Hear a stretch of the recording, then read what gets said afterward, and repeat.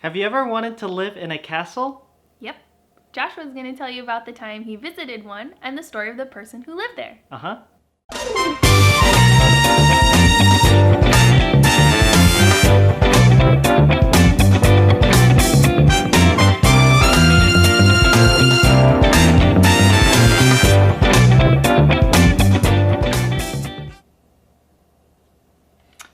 Hi, welcome to Around the World with Joshua and Alyssa, and we are glad that you are back with us. Yep. Last week we had some things come up. We weren't able to get everything together in order to do a video for you, so we're excited that this week we are back.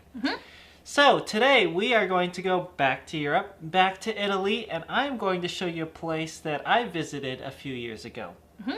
So let's take a look.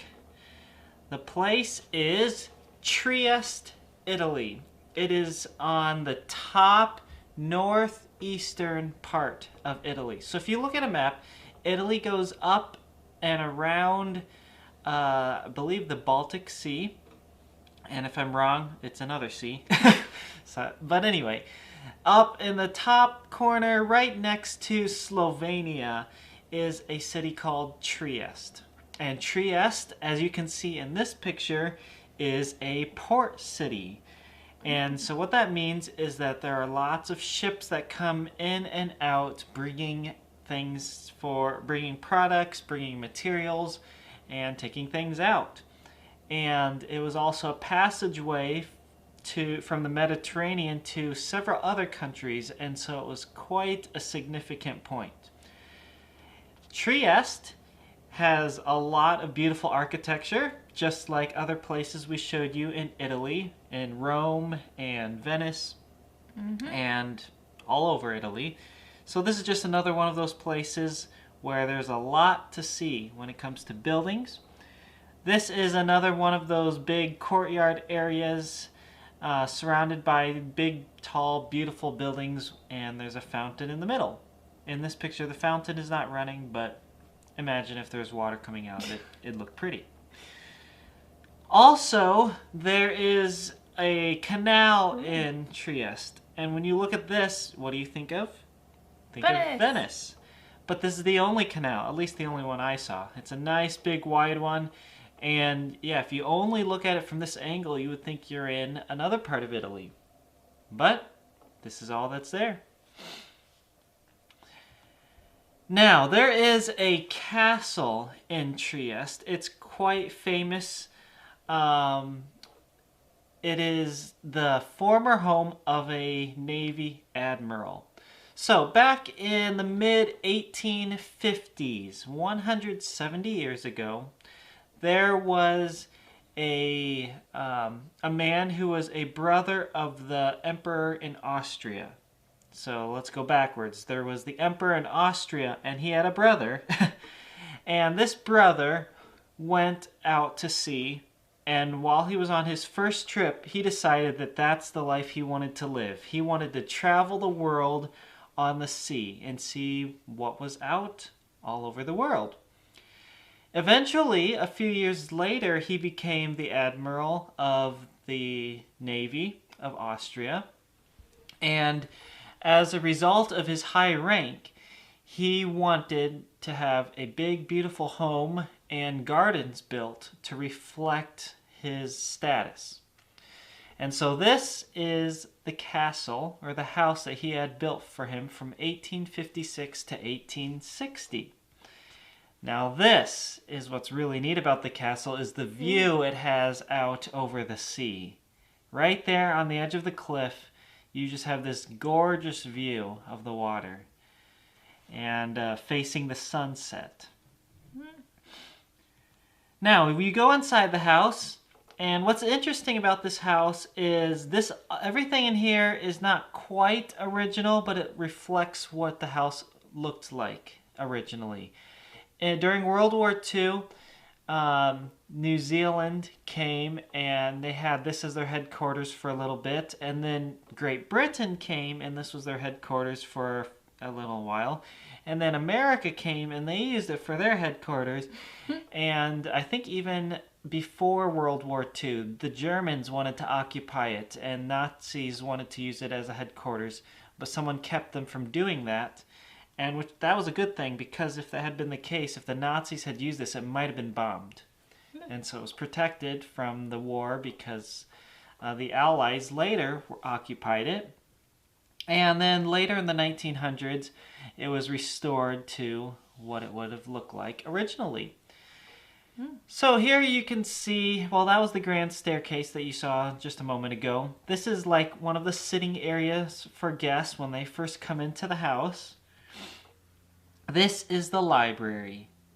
So if you love books, this is your place. Although your library at home may not be quite as nice as this one, but there are all sorts of books in there, covered up with doors to keep them protected and everything. Here's one of the bedrooms. Fancy. Maybe not quite what you would want in your house today, but at that time this was beautiful. Extravagant. But this wasn't the nicest bedroom. This was just like, someone in the family. This was the owner of the house's bedroom. Wow. See all the gold on the ceilings, on the bed frame, Chandelier. all the red. Yeah, that beautiful chandelier. This, actually, if my bedroom looked like this, I probably wouldn't complain. It's a nice bedroom. You just look rich. And this was its own private chapel in the house. So if you wanted to go and have your prayer time, your devotions, your worship time, whatever it was that they I don't know, they might have been Catholic. Looks like they have some kneeling places in here. This was the private chapel in the house. Here is a room that reflects the travels of the owner.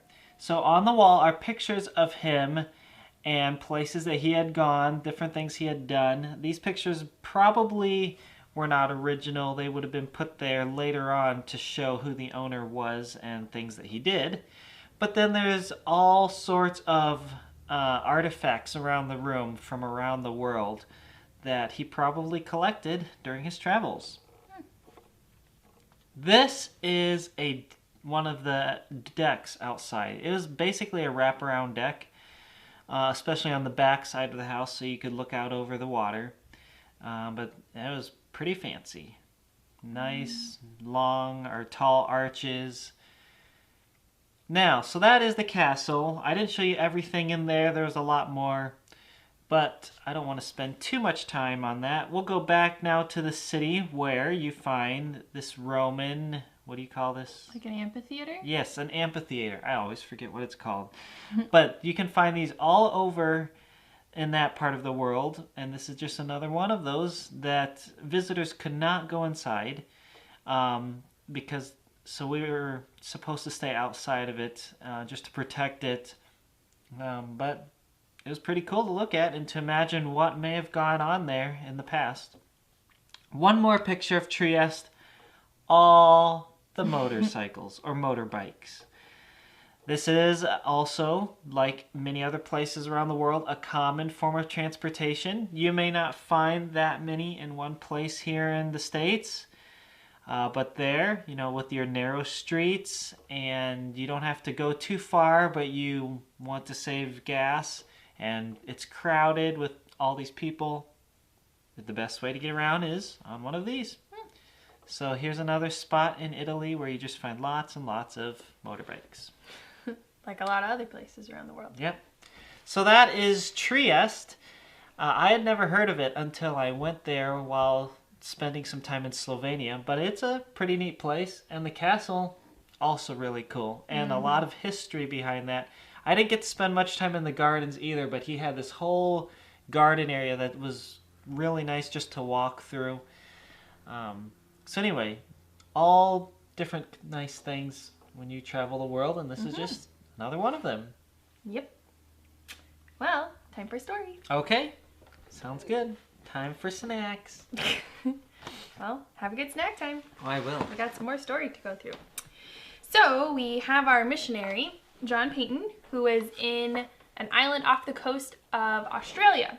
And last time we talked about how long it took him to get there and some of the dangers they went through even once they got close to the coast. If you missed that lesson, you better go back and watch it because it's kind of an exciting one. But today we're going to talk about a little bit more what he did with the people on the island. Now, when you see these pictures, the people that he was interacting with don't necessarily look like us, and they definitely did not dress like we do. That doesn't make it wrong. That's just what was normal for where they live. So just kind of keep that in mind as you see the pictures, because sometimes you're like, what are they wearing? It's just normal for them. Like, it would be normal, it'd be weird for them to see what we wear. It's just normal for them to wear that, even though it doesn't look necessarily like us. Just thought I'd clarify that. So, we ended our story last time by saying that some of the people from the village came out to find John, and they said there was going to be a big fight, so he's going to go with them. Now, something that I forgot to mention last time in our story, which was kind of in between then and where we're going to start today, was that it was really tough for John and his wife to adjust to life on the island, and then it was really hard when their daughter was born, and his wife and his daughter got really sick a lot, and actually they died within the first couple years of being on the island.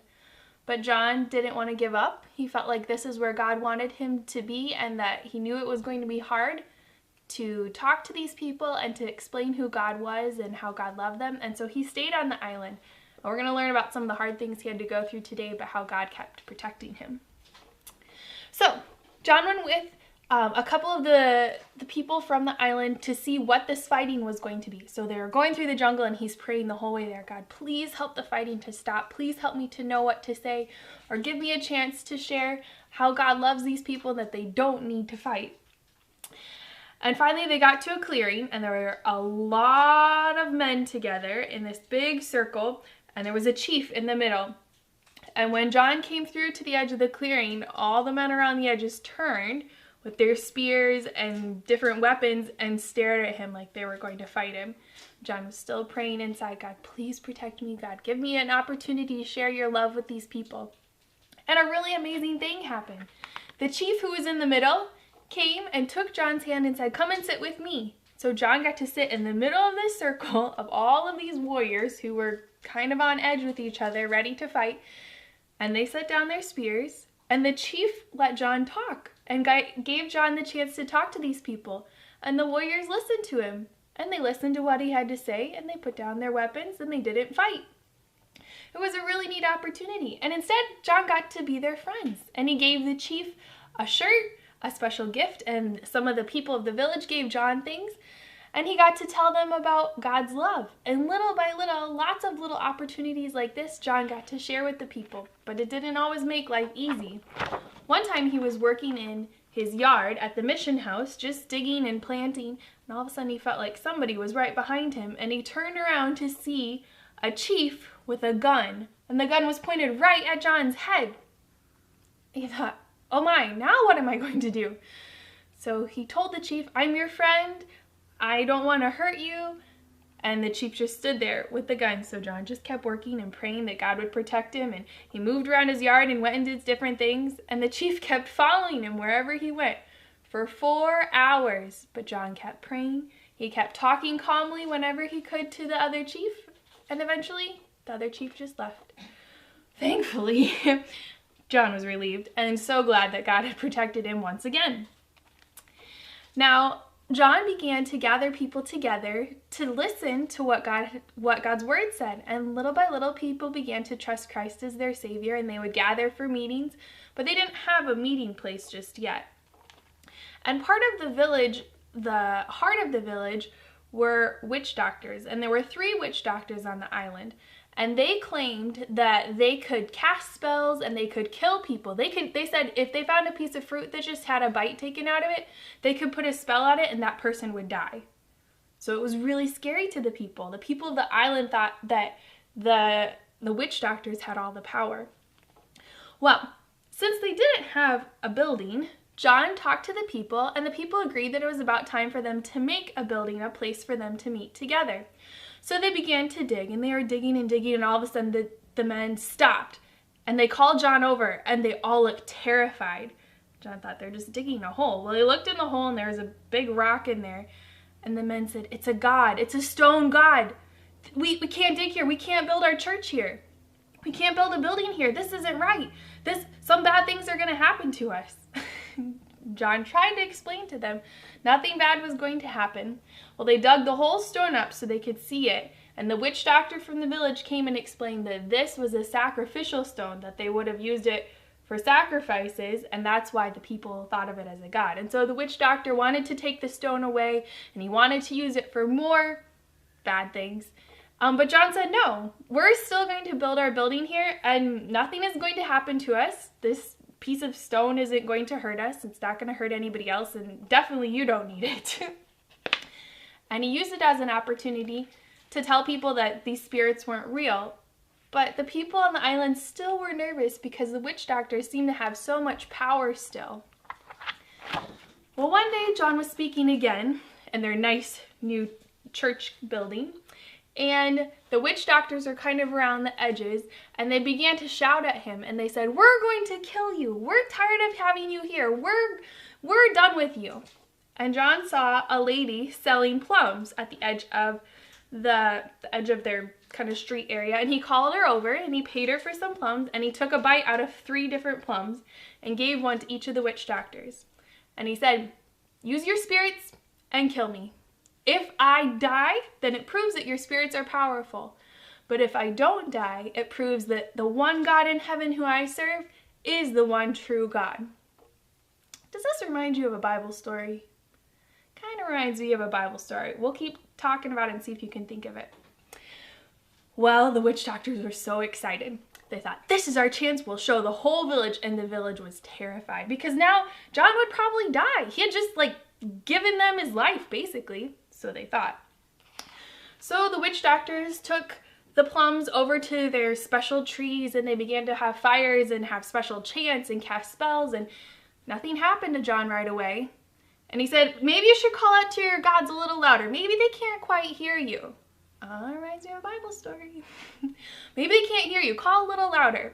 He said, "How about this? I'll give you 1 week. I'll come back next week, next Sunday, to speak again from God's word. And if I am dead, then you know that you have the one true gods. If not, I serve the one true God." Well, they did that all week long, and John went back. He kept praying because he thought this is going to be a really cool opportunity to talk to the people. And Sunday morning came, and he got there nice and early, thinking he'll be there before all the people got there. But the whole village was standing and waiting for him to come because they didn't think he was going to be able to come to speak. But he was, right? Because those false gods weren't real. And he got up and he got to speak to so many of the villagers and tell them he served the one true God in heaven who has power over everything. Those witch doctors don't have power. Only the one true God in heaven. Now, they could just make pretend things happen, or they could do things that would hurt other people, but they really didn't truly have power like the one God in heaven does. And the witch doctors even came to the service, kind of sad because, look, they had tried all week long, and John was still alive. That meant his God was the one true God.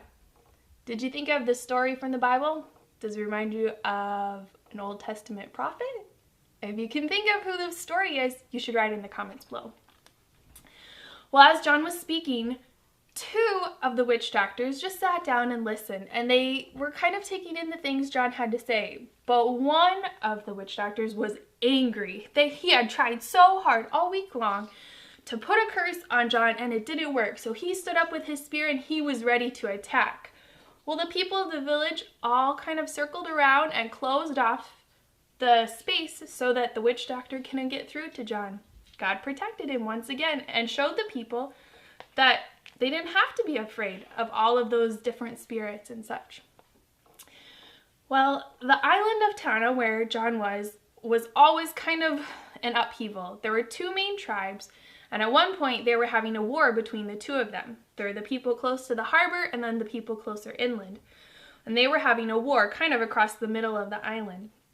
And one of his friends, a missionary, had run out of some flour, and a friend had come to tell him, "Can you please bring him some more flour? He needs some food for his family, and he doesn't have any more." So John packed some up real quick and thought, well, traveling across the island wasn't going to be such a great idea because of all the warriors, so he was going to need to go around the island out in the ocean.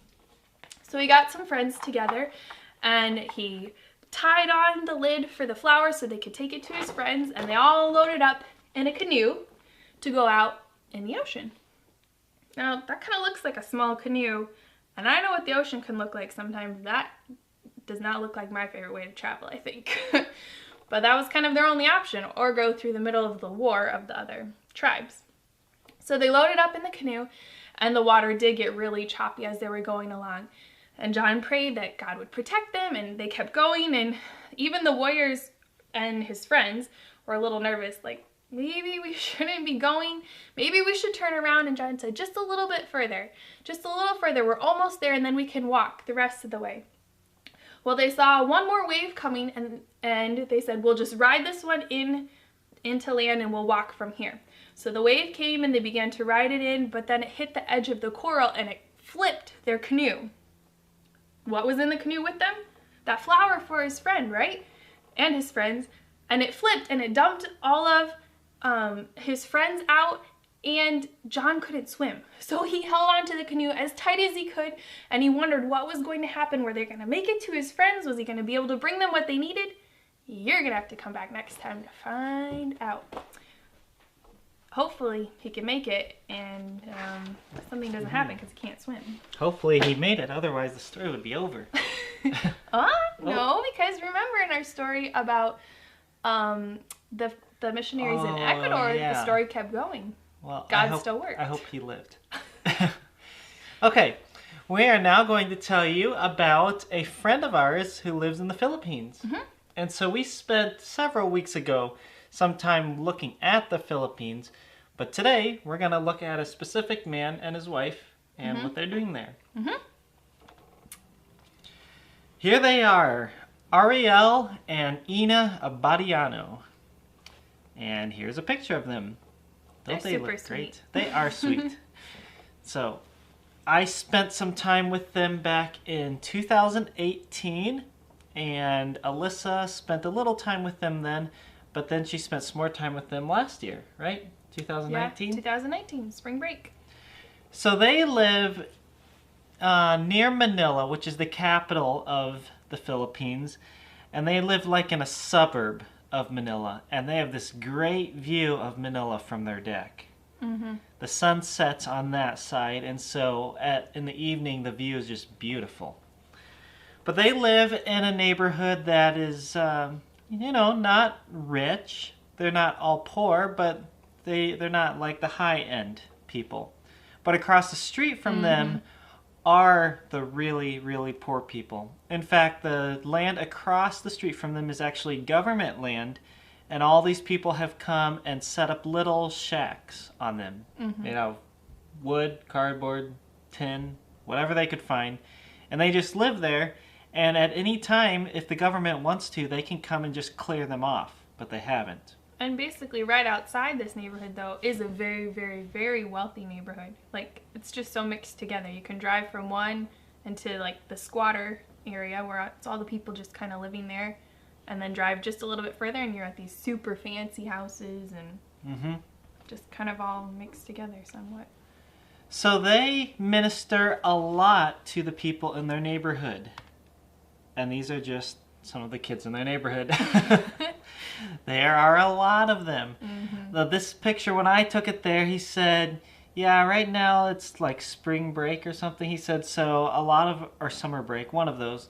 He said, so a lot of the kids aren't here right now, they're gone. I was like, are you serious? This place is full. There had to have been 80-some kids there. Easily. So anyway, they like to bring these kids into their home. They feed them throughout the week. They give thanks to them. I'll show you some pictures of that later. And most importantly, they teach them about the Bible and about God. And here is Mrs. Abadiano, Ina. She is very outgoing and works great with kids. Mm-hmm. The Abadianos do not have any of their own children, And so they count all of these to be their own kids, and they treat them that way.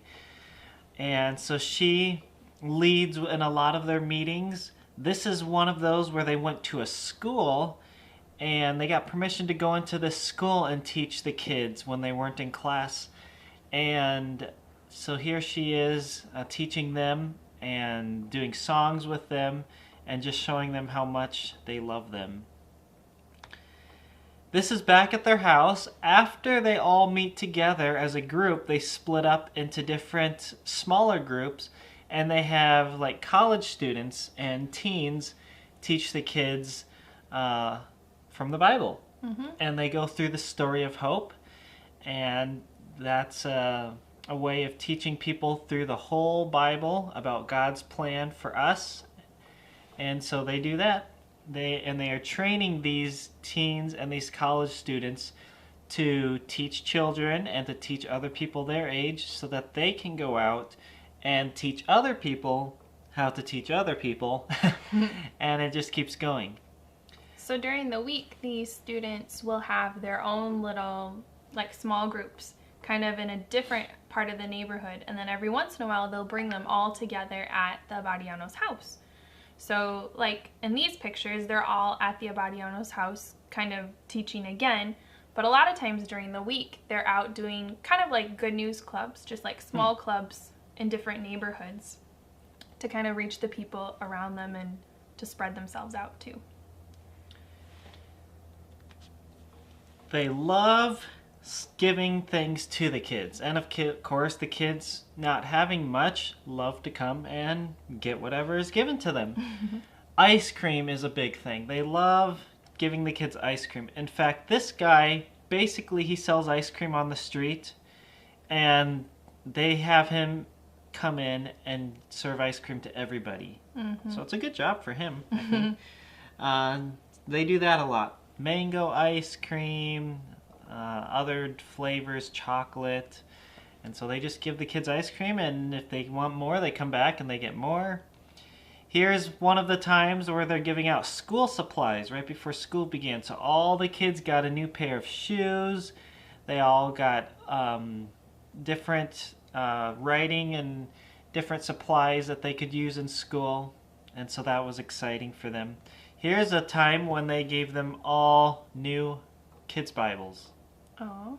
And so everybody who was there, they all got a Bible, and they took this picture together to show to the people who had provided the money for those Bibles.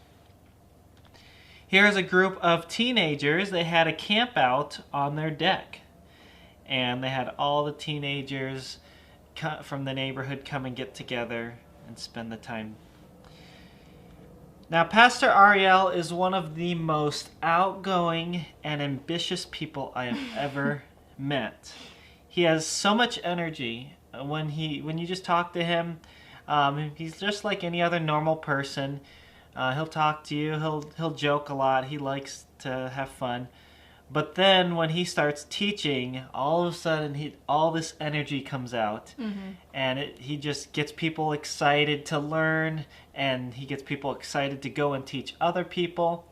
So in this picture, he's at a church on a Sunday teaching the church how to remember the whole storyline of the Bible in like 20 different segments. And so here he is right at the end of the Bible teaching them about tribulation, restoration, and kingdom, all things which are still to come. And so he likes doing that at churches and with teens and also with children. Here he is doing the same thing at another group meeting, and you can just see him there. He's all excited, teaching them everything he's learned. But he has a goal of multiplying leaders, and what that means is he wants to train teens to train other people, to train other teens, and to train other children about the things of God. And he wants to train other pastors to train other pastors to train other children and adults. And so he has this huge network that he's built up in the Philippines, and really not just the Philippines, but all around the world. And he is doing whatever he can to get people connected and to get more mature people connected with people who haven't learned quite as much so that they can train them, and then they can train other people as quickly as possible so that the gospel spreads. Mm-hmm.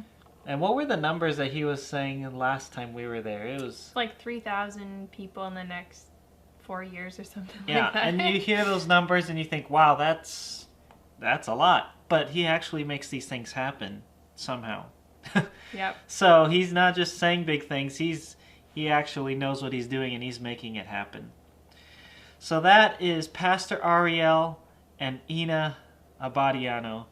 And they absolutely love people. They absolutely love kids. Mm-hmm. And they view their ministry as training other people to train other people and to have as great of a spread as they can. They're thinking along the lines of Jesus and the fact that Mm-hmm. Jesus impacted his close friends, and then those friends spread out and really impacted the world. So I think Pastor Ariel has the same idea.